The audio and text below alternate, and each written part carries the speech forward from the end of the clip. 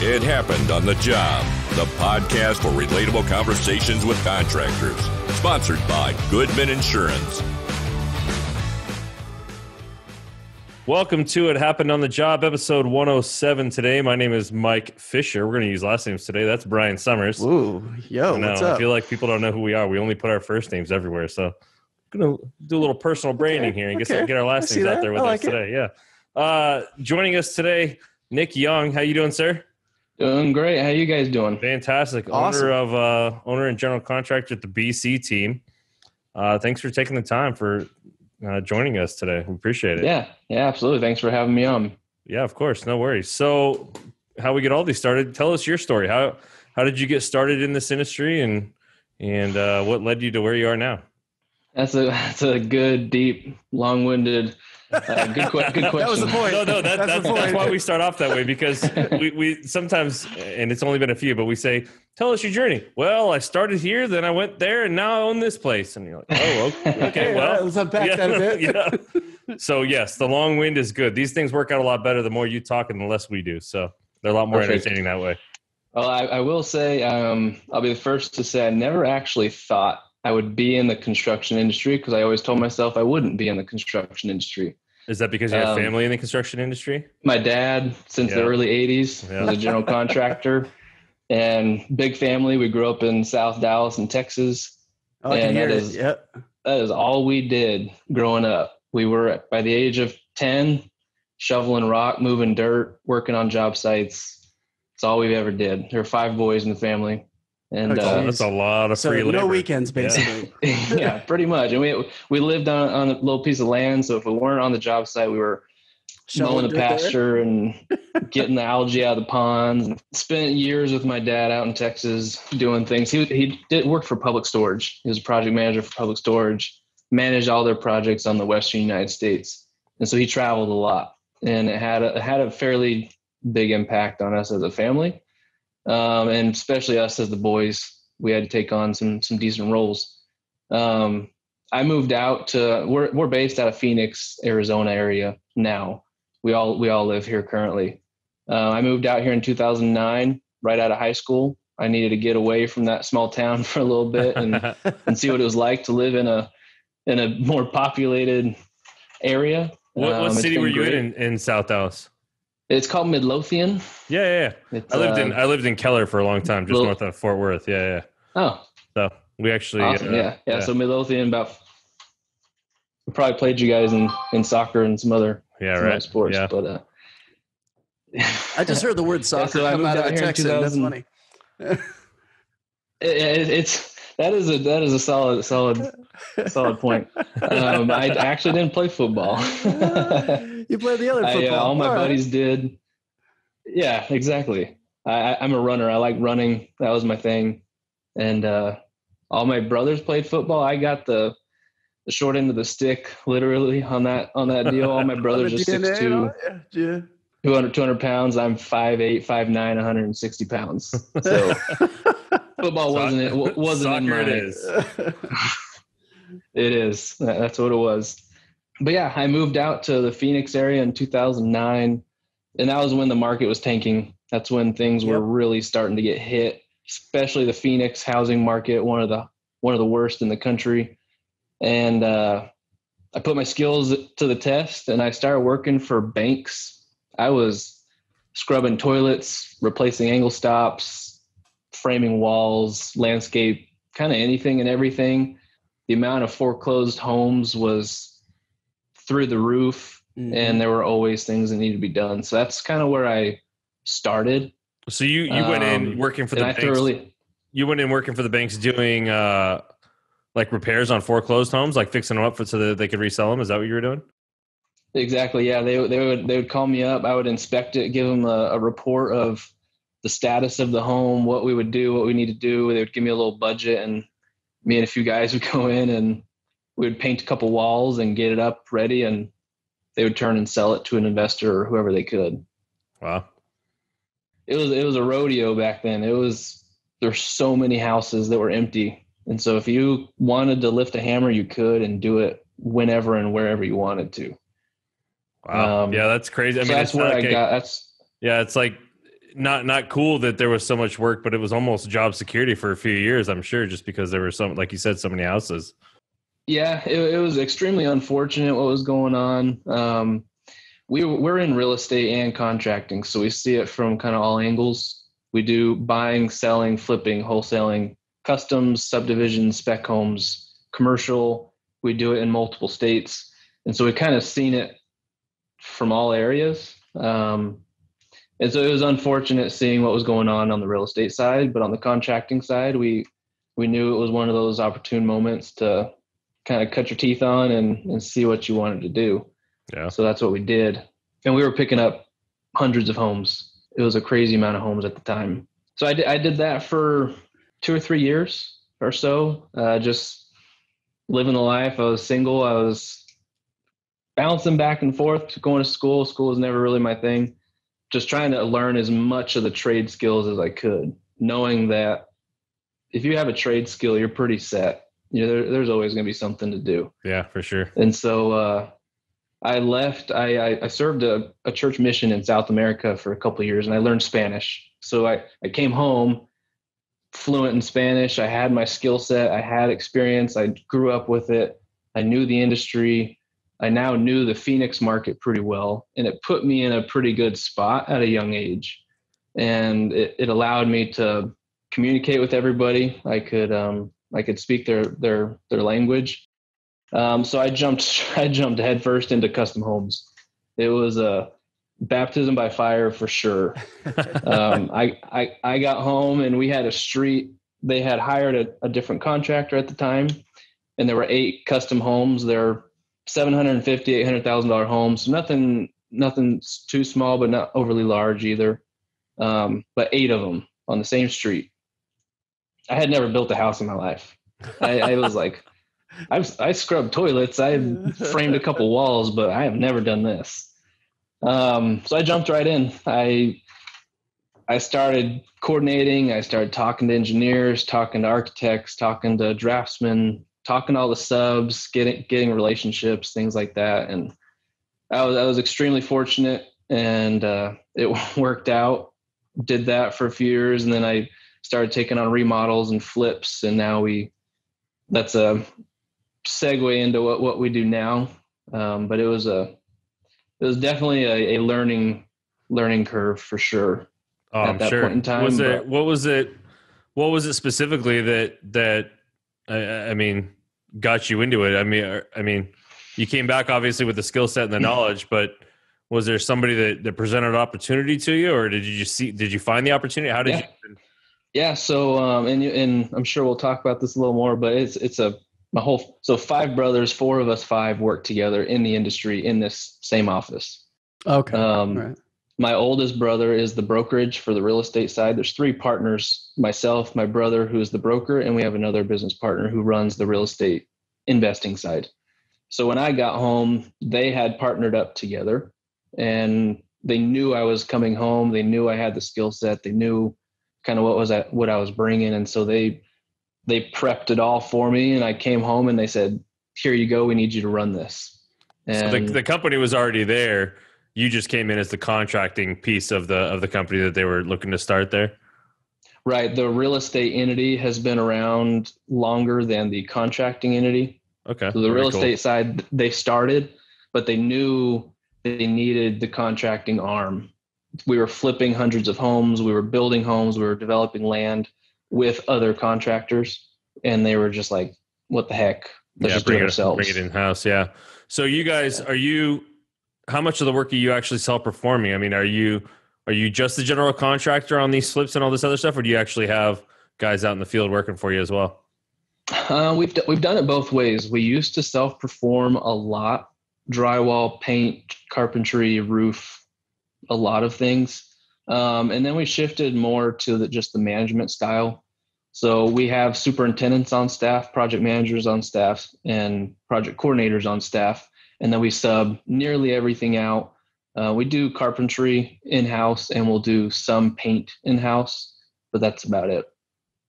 Are you guys, in terms of I know the carpentry, you kind of want to keep them busy and keep them, are you still doing hundreds of homes at a time, or what's the workload like? Yeah, what's the scope look like now that you guys are looking into?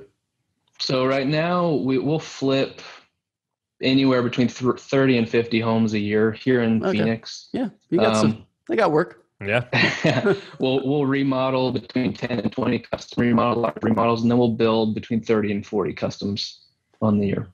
So across the board, the contracting side, there's enough work for those carpenters and painters. Yeah. To stay busy. On the building, the custom port, are you guys actually developers in that process as well? Or how do you guys break that down? Yeah. Yeah. So my dad, that's how he started, was in land development. Yeah. He bought land out in Texas and developed it for big commercial companies. So that's what he works as a consultant for us. He kind of helped guide us and answered a lot of questions. He had a lot of experience. And so that's where we started. So yes, we do all the development. We'll buy a raw piece of land and bring in utilities, cut in streets, do all that, and take it vertical as well. Wow. And I mean, Phoenix is pretty populated. So I mean, are there areas outside of Phoenix? I think you said you're in multiple states too, right? Yeah, we have properties in Alabama, Michigan, and then we used to have a couple in South Carolina, but we've sold those since. Alabama and Michigan are strictly investing opportunities right now. We're flipping a couple, and it's mostly rental properties. So when I want to buy a hunting property somewhere and put a little cabin on it, I just got to call you guys in and figure it out. That's what we're shooting for. We're trying to nail down a nice piece either in Alabama or Mississippi and get away from the Phoenix sun. And yeah, right. Just go sit on a piece of property for a little bit. Yeah.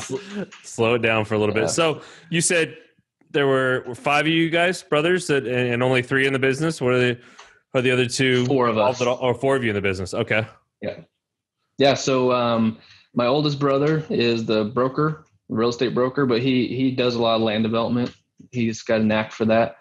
I have another brother. He's our COO. He has a corporate background. Very, very smart guy, double masters. Wow. And he brings the processes and systems and corporate mindset into it. And then I have another brother that is our accountant. Okay, so the whole family. Yeah. How has it worked out with you guys from a family aspect, especially being, I mean, I know personally there's no way in hell I could ever work with my brother. But I mean, obviously you guys are doing it pretty successfully. How's that relationship been? It's obviously it's got ups and downs, pros and cons, but I think that's the same any business partner you have, whether it's familiar or not. The unique thing is we all have a very, very different skill set. And so we don't step on each other's toes. I never get into accounting. He never comes into contracting, vice versa across all of them. Yeah. But we understand what our strengths are and what our weaknesses are. We've had very open and candid conversations over the years of just what we do, what we don't do, what we like doing, what we don't like doing. We've had consultants come in and help us nail down those roles so that we don't start arguing. Right. It does make for boring weekends and holiday get-togethers because literally all we talk about are projects. It's pretty bad. I would imagine. Yeah. Even with our dad, when it's us, there's nothing else getting talked about. So it's been like that for years. I would imagine. What's the process? I mean, because you guys being in a little bit of everything, I mean, I have to imagine from the development side and the brokerage side, you guys are taking kind of any opportunities you can get wherever you find them, you know, in different states.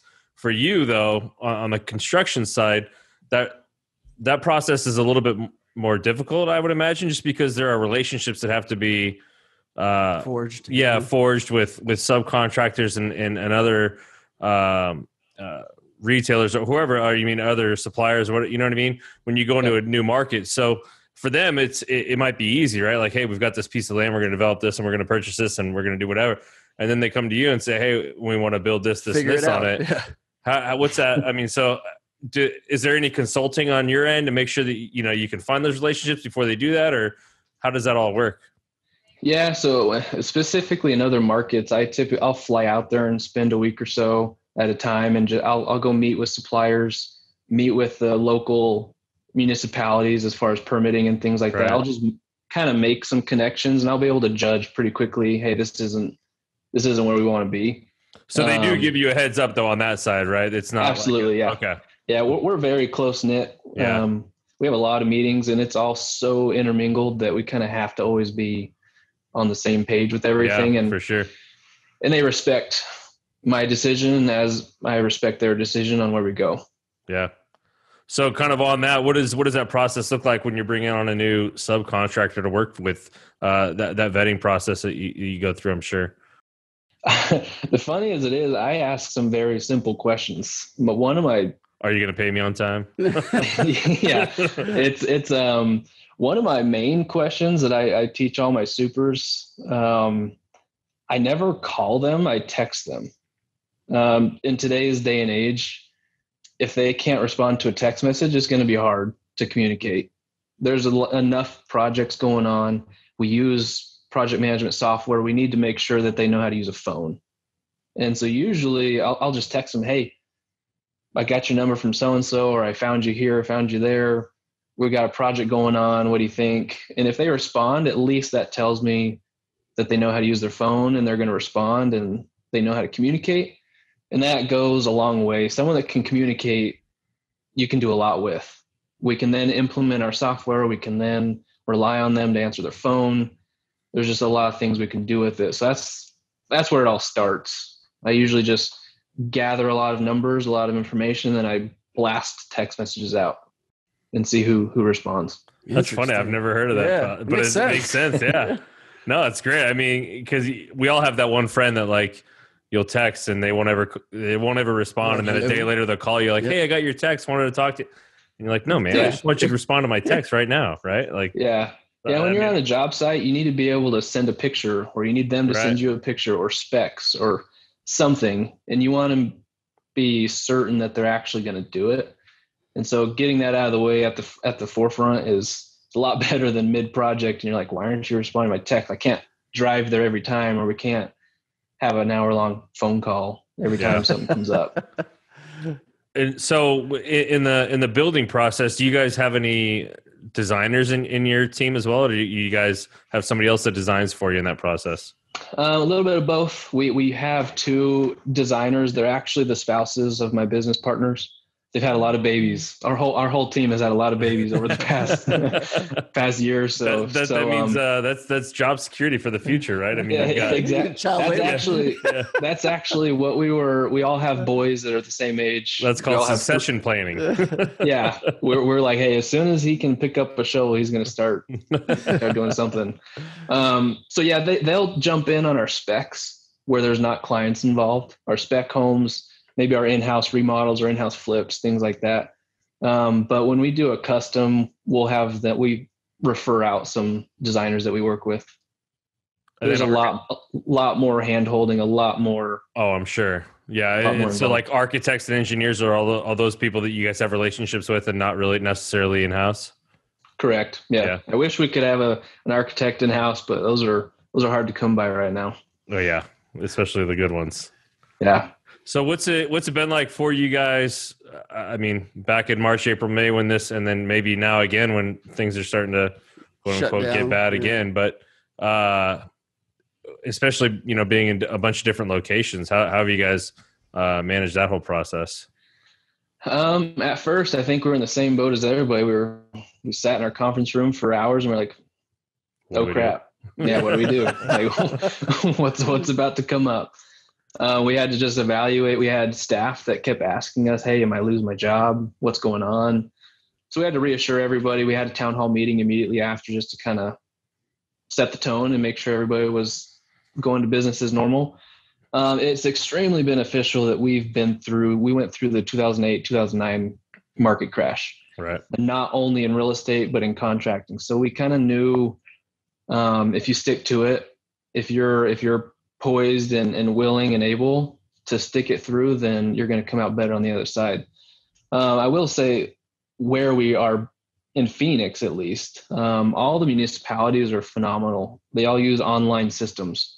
And so as soon as things shut down and people had to work from home, it did not affect us. Well, don't come out to Southern California then, because all we hear is that LA County sucks. Yeah. There is one county out here that's a little harder, but overall, I will say, because the online systems have been implemented for the past 5 or so years, it was business as usual. That's nice across the board. Yeah. And our communication systems, the softwares that we use, were set up just for this, so that remotely you can continue to do what you need to do.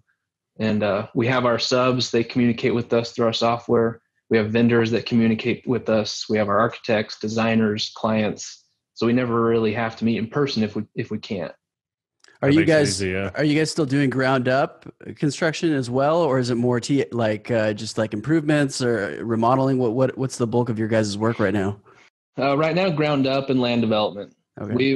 We've actually been turning away all the remodel leads currently. We're just trying to get the right people, especially in today's day and age, and what's going on, shortage of labor, materials, everything across the board.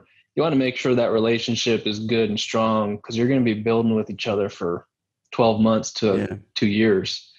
And if that relationship's not there, as soon as lumber doesn't show up because of a shortage, it's going to be hard to move forward. Yeah, for sure. So, I mean, you spoke a little bit about some of the challenges as far as labor and materials and obviously the COVID situation. Are there any other challenges that you guys face on a daily basis that you guys got to huddle up and figure out how to get through, or that are more common than others? Those are really the main ones. That's a good question. I'm sure there are. We have meetings every Thursday morning, and I'm sure we went through a list of issues that are fairly common. And my brain's not thinking about it currently, but labor is probably the biggest one, right? I mean, it's got to be that's all everyone talks about is the labor shortage. So on that, kind of what are you guys finding is the most successful ways that you guys are bringing in new people, or the most effective ways to do that? Yeah. So my dad taught us, you expect what you inspect, but don't do it overbearingly. So he was huge on relationships, loyalty, and trust. So the subs that we've been working with for 6, 7, 8 years. We don't like to go with the cheapest guys just because they're cheaper. We don't like to make a move just because. We have a depth chart with the amount of projects. There are multiple electricians, multiple framers, multiple concrete guys, but having that relationship when things get sticky, not all companies are built to withstand the storm. And we understand that, but we don't want them to, if they go out of business, we go out of business. And so we want to make sure they're treated properly. So we have some subs on a net 7 payment, just to make sure that they are taken care of, that they can pay their guys. They can, because that in turn helps us. They're going to show up. They respect it. They love it. We'll get them when we need them. So I harp on that with our superintendents. Make sure we're treating them well. Take them lunch. We have gift cards that we keep in all the work trucks. Drop off a $25 gift card to the lead foreman. Talk to him.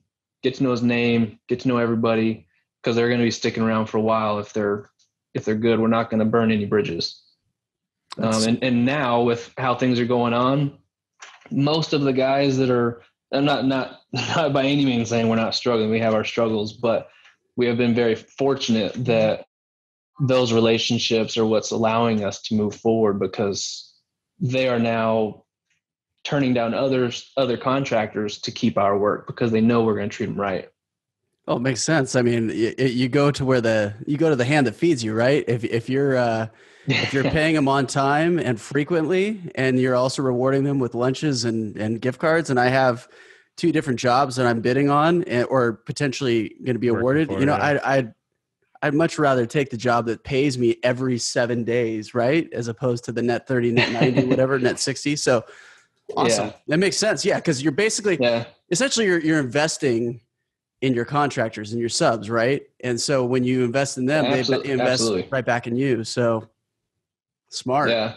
Yeah. We've implemented a few things. We incentivize our subs just like we do our employees. They have bonus structures just like we do in-house. So if they pass their inspection, it's a $500 gift card. If they pass the second time, it's a $250 gift card. They know I'm going to review it. I'm going to make sure it passes because I'm getting $500 tomorrow if it passes.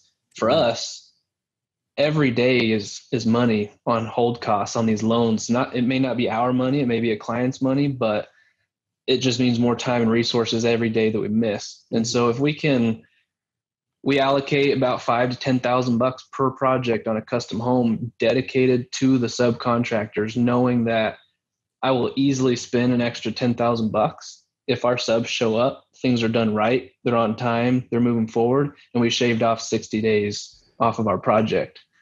And so it's incentivizing for everybody. It's almost like a little game with our subs and our supers, but it's made a huge impact. That's awesome, man. It is awesome. What kind of projects do you guys? I mean, I know you said you're into development. Are there any other geographical areas you guys are looking to try and get into, or work towards, or any type of specific developments? Being from the South, our goal is we have an office in Michigan. We're trying to do an office in Tennessee. That's kind of our either Texas or Tennessee, one of the two. Nothing super unique. We're not anything overly exciting. We try to make it as efficient as possible. That's our goal, but nothing overly exciting. We have some couple large custom homes, and then the projects we do in other markets are pretty straightforward, turnkey type rentals. Yeah, that rental space right now is pretty huge. The Airbnb space from a development standpoint. Yeah. Do you guys keep or manage any of the stuff you guys develop, or are you guys selling it off pretty quickly? We do. We have a property management company in house, so we have property management here in Phoenix and then in Michigan. Alabama, there's a third party managing it for us. So we do manage our own. We've talked about getting into the multifamily. Do you know you can do manufactured multifamily homes? You mean like stacking them, right? Like I didn't know that. Yeah, like a sixplex or a duplex or whatever. And out here it's not common. We had never heard of it, so we've been looking into that and picking up land and doing multifamily manufactured homes. So that's kind of our next venture, next alley. Very cool. So is there somebody that kind of looks over everything, or do you guys just collaborate all on your own? I mean, because you got so many different avenues, right? I mean, brokerage and contracting and development, or management. Yeah. So I mean, is there somebody that kind of like looks over all of it, or do you guys just each run your own department and come together and collaborate? Yeah. So we follow the EOS model. I don't know if you guys are familiar, entrepreneurial operating system. We were consulted on it a few years back, and they reorganized our leadership team and each entity by itself. So how it works is you have your leadership team and one person is in charge of each department. So we have a plumbing division, a full-blown plumbing division that has its own guys and trucks. We have property management, wholesaling, flipping, land development, new construction, remodeling, property management, kind of anything real estate construction. So each department has its own head. And then every week the leadership team gets together, and that's where my brother, the COO, comes in handy. He really is the one that makes sure all of the departments are in sync. The software we use, everybody's doing things the same way so that it can be used in all the departments across the board. We come in with our reports. We have scorecards with our KPIs, making sure we're hitting our goals, and then we have KPIs as a whole. So that's how it's currently set up. We have one designated person. I head up all the construction, and then we have accounting, we have plumbing, we have real estate, and then we get together and. That's awesome. It makes sense. Mm-hmm. It gives a little bit more ownership too to each of those people running those divisions to be able to kind of feel like they have some input and say on how it's supposed to be run and how to operate it. Oh, that's cool. So, I mean, you talked a little bit about, some of the other verticals maybe, but what else does the future look like for you guys? Are there sales goals or revenue goals or anything like that you guys are pushing or trying to get to, or? There are. We with COVID, we kind of rearranged some of our goals. We have a revenue goal. Our most important is we want to make sure our capital is where it needs to be. we want to make sure that we have reserve to keep our staff, keep everybody, and make sure everybody is aware of it. So we shifted from we do town halls once a quarter where the whole company comes together and we review as a company where we are, where we're going, what are our plans, and we do some personality assessments, making sure everybody's in the right spot, working with the right people. So this past quarter, we shifted it from a revenue-based goal to a reserve-based goal, mainly to give that peace of mind to all of the staff that, hey, they're watching it, it's there. If this happens again, they can feel a little more comfortable. Just because if they're not comfortable, they're not performing, and in the end, it hurts everybody. And so and we know that if we hit our reserve goal, our revenue is kind of running in line with that. Right. That's awesome, man. Yeah, that is cool. It's fun to hear the story and how like diversified you guys are, especially it sounds like you're probably on the younger end of the brother scale, but but the fact that each brother has a very distinct gift and difference in terms of the company. At that young age, cool. I mean, there's guys that have been in it for 40, 50 years that are just now starting to do what you guys are doing. So it's awesome. It's good to hear, man. We appreciate it. Kind of on that, what are you guys doing from a digital marketing standpoint? How are you guys? I mean, it sounds like obviously you're being very purposeful about doing that stuff. Was there somebody or something or that pushed you into doing that? No, and honestly, all of our leads do come from social media. So I'll be the first one to say, hey, no kidding, all of them. It's all of them, even on the development side, on everything. It's the weirdest. I'm a Texas boy. I don't do social media, and people out there are going to be like, oh man, I can't believe he's saying this. But I can see very clearly as soon as I do a story or we'll do some drone shots of some of our land developments, we've got 10 leads within that same day. And so it's people calling you. Yeah. So as soon as I stop it, it stops. So we do have a marketing agency that we work with, and they generate content in the background, but it's more SEO type thing that you don't necessarily see. Yeah. But we've been fortunate. We have a girl here in the office. That's what she does. She runs all of our social media platforms and things like that. But yeah, because we're so diversified, we have a lot of content and we have a lot of guys out in the field. So we're able to interact with a lot of different people. They could be asking us about plumbing, land development, rentals, customs, buying, selling, pretty much anything real estate construction related. And it's allowed everybody it's kind of a one-stop shop. That's why we do what we do. So do you guys, is it set up where, people out in the field, you guys, the leadership team, whatever, are developing content? By that I mean pictures, videos, do whatever out in the field, and then you just dump everything on this girl and she figures out a way to post it and set it all up? Or how does that work for you guys logistically? She handles all of the posts, like every day. She posts every day. She interacts with people. She does that. Out in the field, we do all the stories, so all the videos, all the raw content. Every once in a while, if it's like a really cool project, a big project, we'll get her involved and have her edit it and tweak it a little bit. But we have her doing the daily posts, and then myself or someone else in the team will do the stories. That's awesome. When did you realize that when you turn the spigot on, that business comes in? Was it just you just started asking your new clients like, "Hey, how'd you find out about us?" Like, yeah, we use Salesforce. I'm sure you guys are familiar with it. Yeah. We use it here too. Yep. Yeah. And so the reporting on it is pretty phenomenal, and we're able to track every single thing that comes in.